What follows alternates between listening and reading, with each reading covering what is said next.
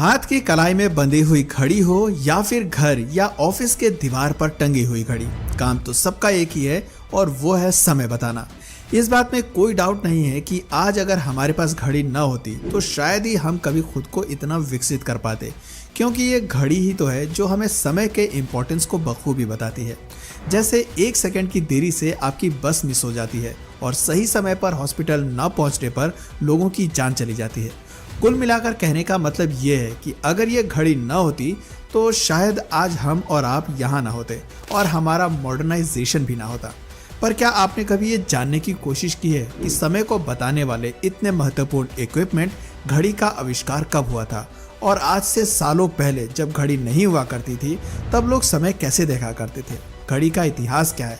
दोस्तों, अगर आप भी प्राचीन काल से लेकर आधुनिक घड़ी के दिलचस्प इतिहास को जानना चाहते हैं तो हमारे साथ इस वीडियो में एंड तक बने रहिएगा।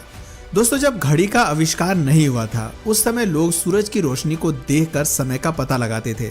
सूर्य की अलग अलग अवस्थाएं देखकर लोग सुबह, दोपहर और शाम का अनुमान लगाते थे। यही नहीं, धूप के कारण पड़ने वाले किसी पेड़ या कोई स्थिर वस्तु की छाया से भी समय का अंदाजा लगाया जाता था, और रात के समय का पता उस समय तारों व नक्षत्रों से किया जाता था। पर यहाँ समस्या तो तब होती है जब आसमान में बादल छा जाते हैं या फिर किसी दिन बारिश हो जाती है। ऐसे में सूर्य देवता की चमक आसमान में फीकी पड़ जाती है और लोग समय का सही अनुमान नहीं लगा पाते थे। इस परेशानी से बचने के लिए लोगों ने जल घड़ी का आविष्कार किया, जिसे पानी वाली घड़ी भी कहा जाता है। वैसे इस घड़ी को बनाने का श्रेय चीन के सु संग नाम के व्यक्ति को जाता है, लेकिन इस घड़ी से भी स्पष्ट समय का पता नहीं चलता था।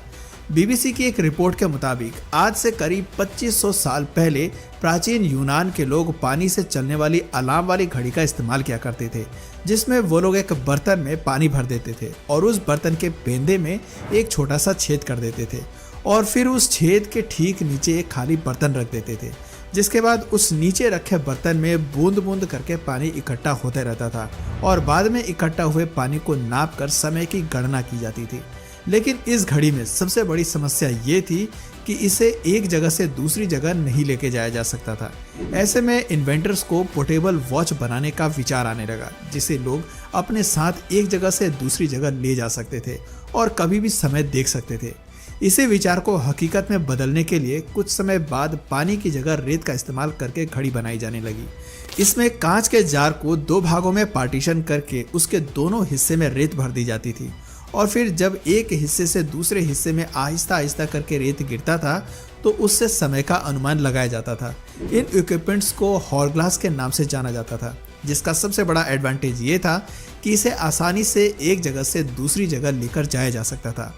15वीं शताब्दी में हॉरग्लास का इस्तेमाल मुख्य रूप से समुद्री जहाज़ों में किया जाता था। दोस्तों, आज घड़ी डिजिटल हो गई है, लेकिन यहाँ तक पहुँचने के लिए घड़ी को सैकड़ों साल लग गए हैं। आज आप जो भी वॉच देखते हैं वो शुरुआत में ऐसी नहीं थी, इसे काफ़ी बदलावों के बाद ऐसा बनाया गया है। दरअसल जो सबसे पहली मॉडर्न वॉच थी उसमें सिर्फ घंटे वाली सुई हुआ करती थी, फिर कुछ समय बाद मिनट वाली सुई आई और फिर सेकंड वाली सुई को लगाकर इसे पूरा किया गया। यही वजह है कि आधुनिक घड़ी के आविष्कार को लेकर आज भी कई तरह के विवाद हैं। ऐसा कहा जाता है कि घड़ी का आविष्कार सबसे पहले 996 ईस्वी में रोम में पोप सिल्वेस्टर सेकंड ने किया था, जिसके बाद यूरोप में 13वीं शताब्दी के आसपास घड़ियों का इस्तेमाल शुरू हो गया। साल 1288 का समय था जब इंग्लैंड के वेस्टमिंस्टर में सड़कों पर बड़ी बड़ी घड़ियां लगाई गई, पर उस समय पर बनी ये घड़ी भी आज की तरह की कंप्लीट घड़ी नहीं थी, क्योंकि इस घड़ी में मिनट की सुई नहीं होती थी। मिनट वाली घड़ी 1577 में बनकर तैयार हुई थी, पर इससे बहुत पहले ही 1505 में जर्मनी के पीटर हेनलियन ने क्लॉक वॉच का आविष्कार कर लिया था। ये एक ऐसी वॉच थी जिसे लोग अपने साथ लेकर चल सकते थे। साथ ही ये घड़ी आज की तरह बिल्कुल सटीक समय बताती थी। और आपको ये जानकर खुशी होगी कि आज भी इस घड़ी को काफ़ी अच्छी तरीके से संभाल कर रखा गया है। दोस्तों, रिसर्चर्स इस घड़ी को ही दुनिया की सबसे पहली आधुनिक घड़ी मानते हैं। इस घड़ी को पोमेंडर वॉच ऑफ 1505 के नाम से भी जाना जाता है। वैसे जितनी पुरानी ये घड़ी है, इसकी कहानी उतनी ही ज़्यादा इंटरेस्टिंग है। साल 1987 में घड़ी बनाने वाले एक लड़के ने लंदन स्थित कबाड़ मार्केट से 10 पाउंड में पोमेंडर वॉच खरीदी थी। हालांकि ये लड़का ये नहीं जानता था कि जो घड़ी उसने खरीदी है वो दुनिया की सबसे पहली घड़ी है। उस लड़के ने उस घड़ी को कई सालों तक अपने पास रखा था, जिसके बाद साल 2002 में उसने इसे बेच दिया। इस घड़ी का जो अगला खरीदार था उसे भी न तो घड़ी की हकीकत का पता था और ना ही इसकी सही कीमत, इसलिए घड़ी को उस समय तक अपने पास रखने के बाद उसने भी घड़ी बेच दी। और आखिरकार ये घड़ी एक रिसर्चर के हाथ लगी, जिसने इस घड़ी की हकीकत को दुनिया के सामने रखा। अब यहाँ आप में से बहुत से लोग ये सोच रहे होंगे कि आखिर उस रिसर्चर को कैसे पता चला कि ये घड़ी 1505 में बनी है और उसके आविष्कारक पीटर हेनलियन ही है।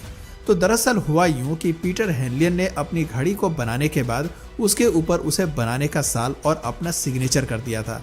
और जब रिसर्चर को ये घड़ी मिली तो साफ सफाई के दौरान उनका ध्यान घड़ी के ऊपर लिखे साल और पीटर हेनलियन के सिग्नेचर पर गया।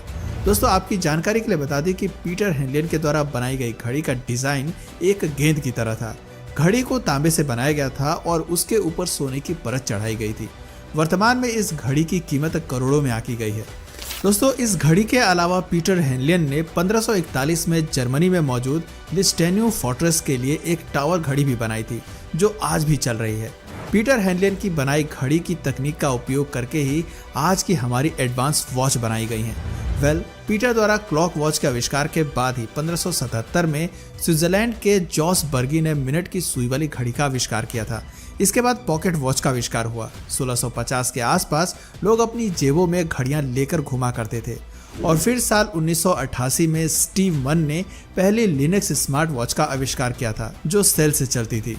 दोस्तों, अगर हाथ में पहनने वाली घड़ी के बारे में बात करें तो इसकी खोज फ्रांस के जाने माने फ्रेंच मैथमेटिशियन और फिजिसिस्ट ब्लेसी पास्कल ने की थी। जी हाँ, वही ब्लेसी पास्कल जिन्होंने कैलकुलेटर का भी आविष्कार किया था। साल 1650 के दौरान में जब लोग समय देखने के लिए घड़ियों को अपने जेब में लेकर घूमते थे, तब उनके सामने सबसे बड़ी समस्या ये थी कि उन्हें समय देखने के लिए बार बार घड़ी को अपने पॉकेट से निकालना पड़ता था। इसी समस्या को खत्म करने का ख्याल फ्रेंच मैथमेटिशियन और फिजिसिस्ट ब्लेसी पास्कल को आया और फिर उन्होंने जेब में लेकर घूमने वाली घड़ी में ही एक रस्सी बांधकर उसे हाथ में बांधने के काबिल बना दिया।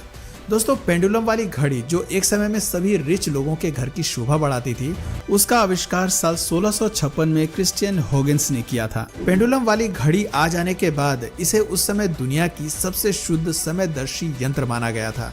वैसे आज भी म्यूजियम्स में या फिर आपको ऐसे कई घर में देखने को मिल जाएंगे जहां पेंडुलम घड़ी का उपयोग किया जाता है। दोस्तों, अगर भारत में घड़ी के आने की बात करें तो अंग्रेजी हुकूमत के आने से पहले 18वीं शताब्दी की शुरुआत में जयपुर के महाराजा जयसिंह द्वितीय ने जयपुर के साथ साथ नई दिल्ली, उज्जैन, मथुरा और वाराणसी में यानी कि टोटल 5 जंतर मंतर का निर्माण कराया था, जो आज भी सूर्य की रोशनी से समय बताते हैं। दोस्तों, आज से पहले क्या आपको घड़ी के इतिहास के बारे में पता था? अपना जवाब हमें नीचे कमेंट सेक्शन में जरूर बताएं। उम्मीद है आपको आज की ये वीडियो जरूर पसंद आई होगी और अगर हाँ तो इस वीडियो को ज्यादा से ज्यादा लाइक करें, शेयर करें और अपने फ्रेंड्स और फैमिली में से जरूर शेयर करें। और ऐसे ही अमेजिंग और इंटरेस्टिंग वीडियोस देखते रहने के लिए चैनल को सब्सक्राइब करके घंटी वाले बेल आइकन को भी जरूर प्रेस करें ताकि हमारे आने वाले वीडियोज आप मिस ना करें। मिलते हैं फिर किसी वीडियो में नए टॉपिक के साथ।